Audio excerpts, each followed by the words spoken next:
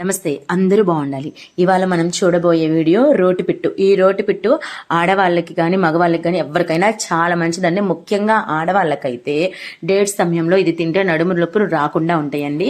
ఈ రోటిపిట్టు ఎలా తయారు చేసుకోవాలో మనం ఇప్పుడు చూసేద్దాం. నేనైతే నైటే జొన్నలు ఇలా నానబోసుకుంటానండి. అది ఎప్పుడు తెల్లారంటే పొద్దున్న చేయకుండా నేను సాయంత్రం 4 చేసుకుంటాను అనమాట. చేస్తే అప్పుడు పిల్లలకి స్నాక్స్గా కూడా పెడతాను అండ్ మేము కూడా శుభ్రంగా తినేస్తామండి.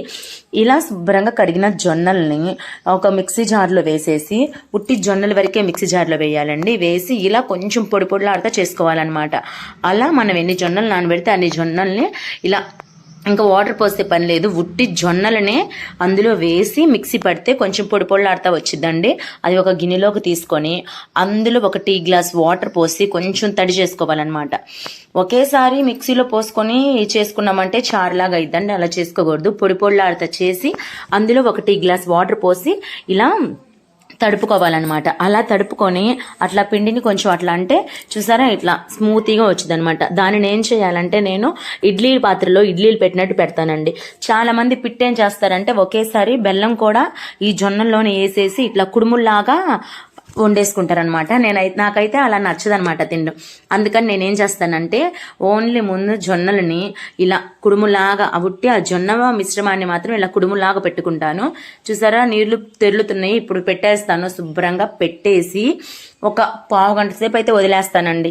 ఎందుకంటే ఇడ్లీ ఉడికినంత ఈజీగా ఇది జొన్నలు కాబట్టి తొందరగా ఉడకవండి. ఒక పావు గంట సేపు సిమ్లో పెట్టి వదిలేస్తాను. పావు గంట తర్వాత తీసి చూస్తే లోపల పచ్చిదనం మనకు కనిపించదండి. చూసారా, మనం ఇప్పుడు ఇలా ముక్క తుంచుకొని చూస్తే లోపలంతా కొంచెం తడిగా బాగా అనిపిస్తుంది. మనకు అర్థమవుతుంది కదా వండే వాళ్ళకి.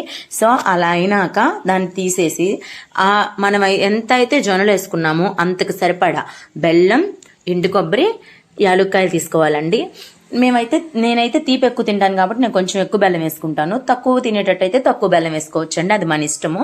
ఇంక ఇలా ఏం చేస్తానంటే రోట్లో ఫస్ట్ ఇలాచీ వేసి ఇలాచీని దంచేస్తానండి.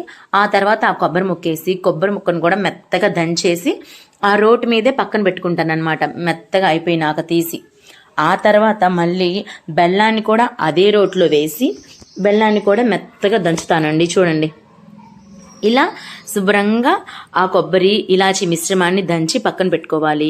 ఆ తర్వాత మనం తీసుకున్న బెల్లం మిశ్రమాన్ని కూడా శుభ్రంగా దంచేసి రోటి మీద పెట్టేసుకుంటానండి. అలా పెట్టుకున్న తర్వాత ఇంకా కొంచెం బెల్లం, కొంచెం ఈ ఇలాచి కొబ్బరి దంచిన పొడి వేసి వాటి మీద ఇప్పుడు మనం వండుకున్న ఈ జొన్న మిశ్రమాన్ని అంటే జొన్న కుడుములు ఉన్నాయి చూసారా, ఆ జొన్న కుడుముల్ని వాటి మీద పెడతా. వేడిగానే పెట్టుకోవాలండి. ఎందుకంటే చల్లారిపోతే ఆ బెల్లం అది తొందరగా కరగదు, మిక్స్ అవ్వదు. అదే వేడిగా తీసి అందులో పెట్టుకున్నామంటే అసలు దంచుతుంటేనే మంచి స్మెల్ వస్తుంది అండ్ బాగా కలిసిపోయి సూపర్ టేస్ట్గా ఉంటుందండి.